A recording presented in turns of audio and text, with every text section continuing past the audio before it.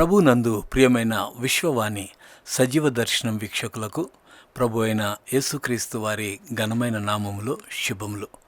ప్రియులరా, బాగున్నారా? మీరందరూ బాగుండాలనేదే మా ప్రార్థన. ప్రియులరా, నేటి మన ధ్యానాంశం ఏమిటంటే దేవుడు మరొక అవకాశాన్ని ఇవ్వగలడు. చాలామంది తమ జీవితంలో నిరాశ, నిస్పృహల్లో, బలహీనతలో పడిపోయినప్పుడు ఇక మా పని ఇంతే అని అనుకున్నటువంటి వేళ దేవుడు బలపరిచేటువంటి వాడు అనేటువంటి సత్యాన్ని మనం ఈరోజు తెలుసుకుంటాం. ప్రార్థనతో ఈ దిన ధ్యానాన్ని ప్రారంభించుకుందాం.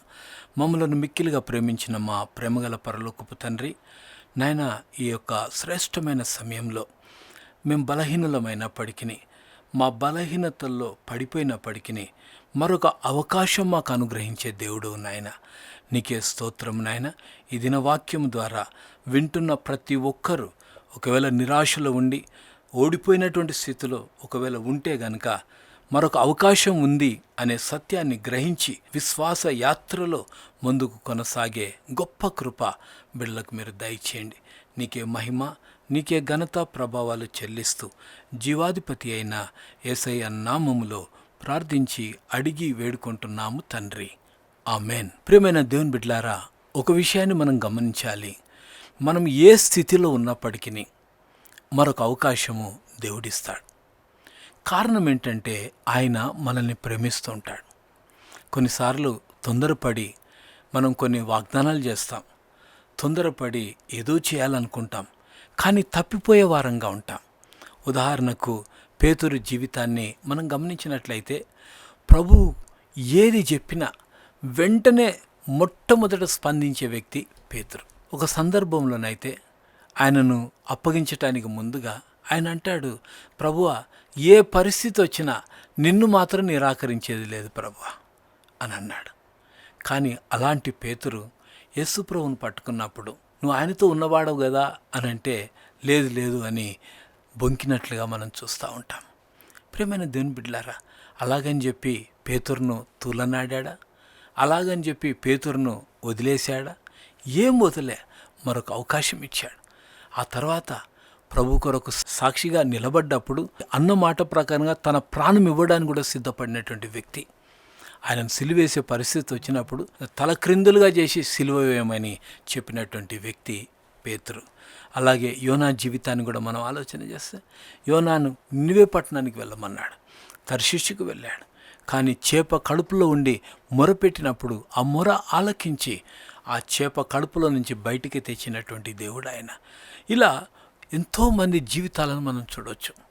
ఏలియా జీవితంలో కూడా బయలు ప్రవక్తలని, అషేరాదేవి ప్రవక్తలను చంపేసినప్పుడు ఆయన బదిరీ వృక్షం కింద కూర్చొని మరణాపేక్ష గలవాడై ఉన్నప్పుడు అక్కడ కూడా ప్రభు బలపరిచినట్లుగా మనం చూస్తూ ఉంటాం. ఇలా ఎన్నో అద్భుతమైన కార్యాలను దేవుడు చేశాడు, చేయగలడు కూడా. ఈరోజు నువ్వే పరిస్థితుల్లో ఉన్నావు, నువ్వు ఏ బలహీనతలో పడి నేను బయటికి రాలేను అని అనుకుంటున్నావేమో, ఈ పరిస్థితి నుంచి నేను ఇక విజయం పొందుకోలేనని అనుకుంటున్నావేమో. కానీ దేవుడు మరొక అవకాశాన్ని ఇవ్వడానికి సిద్ధంగా ఉన్నాడు. నీవు ఇక తృణీకరింపబడ్డావని, ఇక నిన్ను ఎవ్వరూ బాగు చేయలేరని, ఇక నాకు అవకాశమే లేదని నువ్వు అనుకుంటూ ఉంటే ప్రభు ఈరోజు నీతోనే మాట్లాడుతున్నాడు. ప్రియ దేవుని బిడ్డ, మనం బలహీనులమే, బలవంతులమేం కాదు. కానీ ప్రభు బలవంతుడు. ఆ బలాన్ని బట్టి మనల్ని బలపరిచి, ధైర్యపరిచి ఆయన కొరకు నిలబెట్టుకునేటువంటి వాడు. అందుకే దేవుడు మరొక అవకాశం ఇస్తాడు అని చెప్తున్నాను.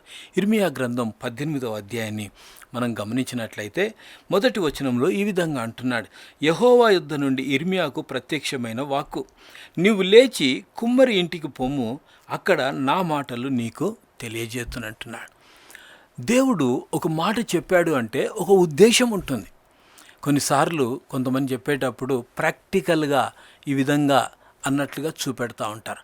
అలాగే ఇర్మియా ప్రవక్త, కన్నీటి ప్రవక్త, ఇశ్రాయేలీయులు లేకుంటే యూదా వారు బబులోను చెరలోని కొనిపోబడుతున్నారు, వారిని సరిచేయటానికి అనేక రీతిలుగా ప్రవచించారు.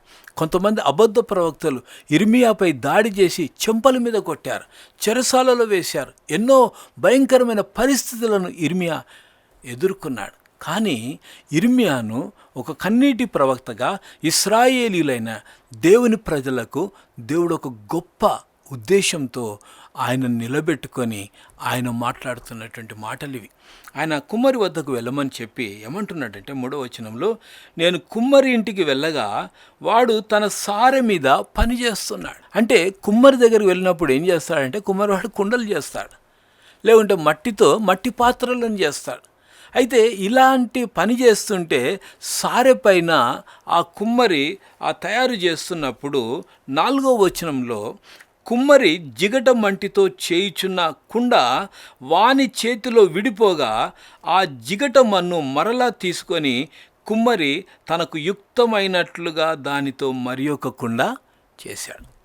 ఇక్కడ ఇర్మియాకు అర్థమైనటువంటి మాట ఏంటంటే, దేవుని ప్రజలైనటువంటి వారు, యూదా బెన్యమీను 2 గోత్రాలకు సంబంధించినటువంటి వారు, ఈ యొక్క ప్రజలని దేవుడు రక్షించగలడు, దేవుడు వారిని కాపాడగలడు అనేటువంటి సంకేతం ఇవ్వడానికి కుమ్మరి దగ్గరికి వెళ్ళమన్నాడు. అక్కడికి వెళ్తే అక్కడ ఆయన సారె మీద కుండ తయారు చేస్తున్నప్పుడు అది విడిపోయినప్పుడు తిరిగి కలిపి మరలా కుండను తయారు చేశాడు అని ఆ విషయాలను ముందు పెట్టి ప్రభువు మాట్లాడుతున్న మాట ఏంటంటే 5వ వచనంలో ఈ విధంగా అంటున్నాడు, అంతటా యెహోవా వాక్కు నాకు ప్రత్యక్షమై ఇలాగు సెలవిచ్చాను, ఇశ్రాయేలీయులారా, ఈ కుమ్మరి మంటికి చేసినట్లు నేను మీకు చేయలేనా? ప్రియమైన దేవుని బిడ్డలారా, ఈరోజు ఒక సవాలు మన ముందుంది, ఒక ప్రశ్న మన ముందుంది. ఆయన అంటున్నాడు, కుమ్మరివాడు మంటికి చేసినట్లు ఇశ్రాయేలు ప్రజలకు చేయడా? వారిని రక్షించలేడా? వారిని కాపాడలేడా అనేది ఆలోచన చేస్తే ఖచ్చితంగా కాపాడగలడు అనేటువంటి విషయాన్ని జ్ఞాపకం చేస్తున్నాడు.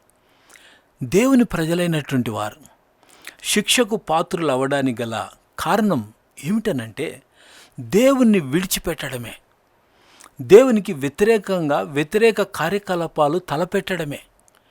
దేవునికి హేయమైనది ఒకటి ఏమిటనంటే విగ్రహారాధన. ఆయన ఇష్టపడేవాడు కాదు.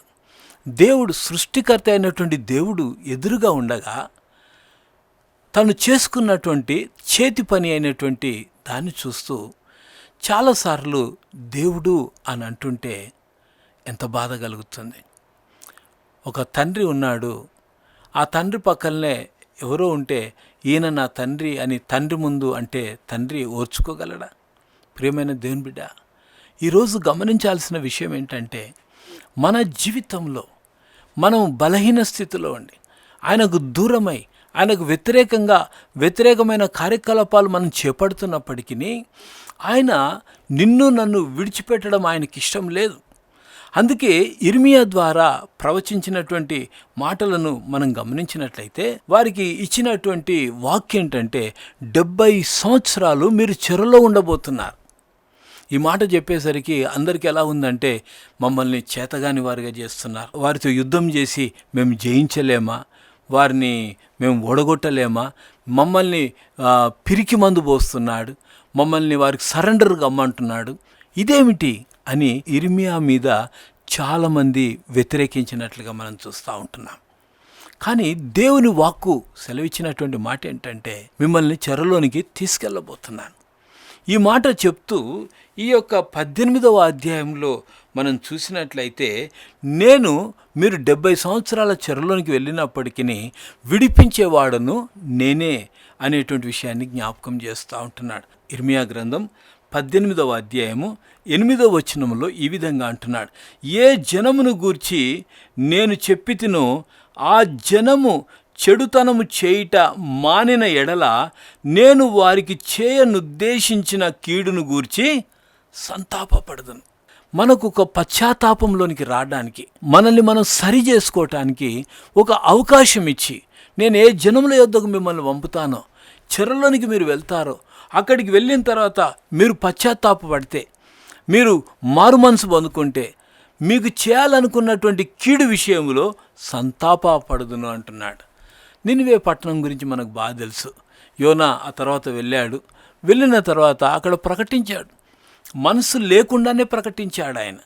కానీ ఆయన ప్రకటించినటువంటి ఆ మాటలకు నినివే పట్టణ ప్రజలు, రాజు మొదలుకొని అందరూ, అక్కడి ప్రజలందరూ అంతేకాకుండా పశువులు, వీటన్నిటి ఉపవాసం ఉండి ప్రభు తట్టు చూసి మొరపెట్టినప్పుడు వారికి చేయదలిచిన కీడు చేయక వారిని వదిలిపెట్టేశాడు. ప్రియ దేవుని బిడ్డ, ఈరోజు నీవే పరిస్థితుల్లో ఉన్నా, నువ్వు బలహీనతలో ఉండి నువ్వు తప్పిపోయావేమో, లేకుంటే చేయకూడని పాపము నువ్వు చేసావేమో, లేకుంటే అనకూడని మాటలు అన్నావేమో, లేకుంటే చేయకూడని పనులు చేస్తూ మనుషులను ఆయాసపరిచావేమో. కానీ దేవుడు మాత్రం నిన్ను ప్రేమిస్తున్నాడు. ప్రియ దేవుని బిడ్డ, దేవుని యొక్క ప్రేమ అపారమైనది. ఆయన మరొక అవకాశం ఇచ్చేటువంటి వాడు, మన జీవితంలో గొప్ప కార్యం చేసేటువంటి వాడు. ఇశ్రాయేలీయులు 430 సంవత్సరాలు బానిసలుగా చెరలో ఉన్నప్పుడు సైతము వారిని విడిచిపెట్టలే. వారిని జ్ఞాపకం చేసుకొని వారిని ఐగుప్తు బానిసత్వం నుండి బయటికి తీసుకొచ్చి అరణ్య మార్గంలో వారిని 40 సంవత్సరాలు పోషించి వారిని బలపరిచినటువంటి దేవుడు మన ప్రభు. నువ్వు ఎన్నిసార్లు దేవునికి విధేయత చూపకుండా అవిధేయతలో ఉన్నావో తెలియదు, కానీ ఇప్పటికైనా పశ్చాత్తాపడి నీ స్థితిని నువ్వు గ్రహించి నువ్వు అందులో నుంచి బయటికి రావటానికి నీవు ఇష్టపడినట్లయితే దేవుడు నీ జీవితంలో గొప్ప కార్యం చేస్తాడు. రెండవ అవకాశాన్ని నీకు ఇస్తాడు. ఎందుకనంటే దేవుడు ప్రేమ కలిగినటువంటి వాడు. అందుకే ఇశ్రాయేలుతో అంటున్నాడు, నేను వారికి చేయనుద్దేశించిన కీడును గూర్చి సంతాపపడుతున్నా అంటున్నాడు. నీ పైన దేవుని యొక్క ఉగ్రత వచ్చి ఉండొచ్చేమో, దేవుని యొక్క కోపము ఉండొచ్చునేమో, కానీ ప్రభు ఇస్తున్నటువంటి అష్యూరెన్స్ ఏమిటంటే నేను సంతాపపడతాను. ఎంత గొప్ప దేవుడు! ప్రియమైన దేవుని బిడ్డ, దేవుని వాక్యంలో మనం చూస్తాం, నా యొద్దకు వచ్చు అని నేనెంత మాత్రము త్రోసివేయనంటాడు. ఎంత ప్రేమ కలిగినటువంటి దేవుడు! తప్పిపోయిన కుమారుని విషయంలో మనం ఆలోచన చేస్తే ఆస్తి అంతా పంచుకొని చిన్న కుమారుడు వెళ్ళిపోయాడు. పందుల పొట్టు తినటాన్ని కూడా నోచుకోలేదు. అలాంటి సమయంలో తండ్రిని జ్ఞాపకం చేసుకొని, నా తండ్రి ఇంటిలో అనేక నివాసములు ఉన్నాయి, నా తండ్రి కూలివానరులో నేను ఒకడిగా ఉంటాను అని పశ్చాత్తాపడి వెళ్ళినప్పుడు ఎదురు చూస్తున్నటువంటి తండ్రి దగ్గరికి వెళ్ళి కౌగలించుకొని మెడపై పడి ముద్దు పెట్టుకొని ఆ తర్వాత గొప్ప విందు ఏర్పాటు చేసి తన సంతోషాన్ని ప్రజలందరికీ తెలియజేశాడు. అవును ప్రియ దేవుని బిడ్డ, ఈరోజు నువ్వు ఆ పరిస్థితుల్లోనే ఉన్నావేమో. కొంతమందితో అంటూ ఉంటే ఈ విధంగా అంటారు, నేను తప్పిపోయిన కుమారుడిలాగా నేను వెనుకకు వస్తాను అనుకుంటున్నారేమో, నేను వచ్చేదేలే అని మాట్లాడుతూ ఉంటారు. ప్రియమైన దేవుని బిడ్డ, ఈరోజు ఆయన ప్రేమను నువ్వు నిరాకరిస్తే నువ్వు పశ్చాత్తాపడాల్సి వస్తుంది. అయ్యో, నేను ఎంతటి అవకాశం కోల్పోతేనే, దేవుడు నాతో మాట్లాడినప్పుడు నేను ఎందుకు తిరిగి రాలేదే అని బాధపడే ఒక రోజు వస్తుంది ప్రియ దేవుని బిడ్డ. కాబట్టి అనుకూల సమయం. అందుకే మన జీవితంలో చేయాల్సినటువంటి పని ఏంటంటే, ఆయన స్వరము మనతో మాట్లాడుతున్నప్పుడు, ఆయన మనతో మాట్లాడుతున్నప్పుడు మనం స్పందించాలి. ప్రకటన గ్రంథం 3వ అధ్యాయం 20వ వచనాన్ని మనం చూసినట్లయితే, ఇదిగో నేను తలుపు నొద్ద నిలుచుండి తట్టుచున్నాను, ఎవడైనను నా స్వరం విని తలుపు తీసిన ఎడల నేను అతని యొద్దకు వచ్చి అతనితో నేనును నాతో కూడా అతడును భోజనము చేయుదుము. ప్రియమైన దేవుని బిడ్డ, ప్రభు నీతో నాతో మాట్లాడుతున్నాడు.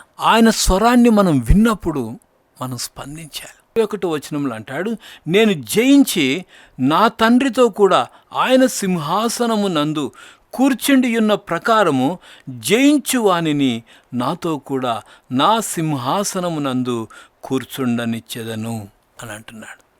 అవును ప్రియ దేవుని బిడ్డ, దేవుడు ఇవ్వబోయే ఆధిక్యత మామూలుది కాదు.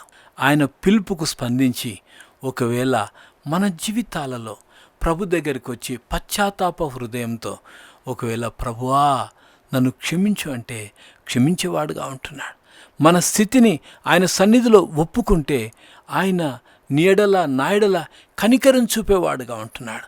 సిలువ మరణంపై వ్రేలాడుతూ ఒక మాట అన్నాడు. మొదటి మాట, తండ్రి వీరేమి చేయుచున్నారో వీరెరుగరు, వీరిని క్షమించు అని ఆయనను హింసించిన వారిని సైతం క్షమించగలిగిన మనసు ఆ ప్రభుది. కనుక అలాంటి మనసు కలిగి ఉన్నటువంటి దేవుని దగ్గర మనకింకా భయమేలా? స్థితిని ఒప్పుకొని పశ్చాత్తాప హృదయంతో ఆయన దగ్గరికి వస్తే మన మీదికి రావాల్సినటువంటి కీడు, మనపై ఆయన ఉగ్రత రాకుండా ఆయన త్రిప్పుకొని నిన్ను నన్ను కౌగిట చేర్చుకునేటువంటి వాడుగా ఉంటున్నాడు. గనుక అలాంటి గొప్ప కృప వాక్యం వింటున్న ప్రతి ఒక్కరికి దేవుడు దయచేయాలని ప్రార్థిస్తూ ఈ మాటల చేత మిమ్మల్ని బలపరుస్తున్నాను. దేవుడు మరొక అవకాశం నీకు ఇవ్వటానికి ఆయన నీతో మాట్లాడాడు. పశ్చాత్తాప హృదయంతో నువ్వు ఆయన తట్టు తిరిగితే నీకొక అవకాశం ఇస్తూ ఉన్నాడు. నీకు ఇప్పుడే వెంటనే నీ హృదయంలో సమాధానం వెంటాడి నిన్ను బలపరిచి ప్రభు కొరకు సాక్షిగా నిలబెట్టుకుంటాడు. అట్టి కృప ప్రభుబిడ్డలమైన మనందరికీ దేవుడు దయచేయునుగాక. ఆమేన్. మమ్మలను మిక్కిలిగా ప్రేమించిన మా ప్రేమగల పరలోకపు తండ్రి, నాయనా, మేము బలహీనులమైనప్పటికీ మా బలహీనతలను ఎంచక నీ ప్రేమతత్వము చేత ప్రభువా మరొక అవకాశాన్ని మాకు ఇచ్చే దేవుడు. ఇశ్రాయేలీలైన నీ ప్రజలు నాయనా, నీ పేరు పెట్టబడినటువంటి జనులు నాయన నీకు తిరుగుబాటు చేసినప్పుడు, నిన్ను విడిచి నాయన అన్య దేవతలను అనుసరించినప్పుడు ప్రభువా నీవు విడిచిపెట్టలేదు ప్రభువా. ఆ బిడ్డలను మీరు ప్రేమించారు ప్రభువా. మరొక అవకాశం ఉంది అనేటువంటి సంకేతాన్ని ఇర్మియా ద్వారా మీరు మాట్లాడుతూ వచ్చారు. కుమ్మరి ఆ పగిలిపోయిన పాత్రను తిరిగి మరొక పాత్రగా చేయగలిగితే నేను చేయలేనా, అంతకంటే ఎక్కువగా నేను మీకు చేయలేనా అని మాట్లాడుతూ వచ్చావు. అవును తండ్రి, మా పైకి రావాల్సిన కీడు, మా పైన నీ యొక్క ఉగ్రత రాకుండా ఉండటానికి నా తండ్రి పశ్చాత్తాప్తులమై నీ తట్టు తిరిగి మా స్థితిని ఒప్పుకుంటే విడుదల మాకు దయచేసే దేవుడు నీకే వందనాలు చెల్లిస్తూ జీవాధిపతి అయిన యేసయ్య పరిశుద్ధమైన నామంలో ప్రార్థించి అడిగి వేడుకుంటున్నాము తండ్రి. ఆమేన్. మన ప్రభు అయిన యేసుక్రీస్తు వారి కృప, తండ్రి అయిన దేవుని ప్రేమ, పరిశుద్ధాత్ముని యొక్క అన్యోన్య సహవాసం వాక్యం విన్న బిడ్డలకి ఇప్పుడు ఎల్లప్పుడూ సదాకాలం తోడై నడిపించునుగాక. ఆమేన్.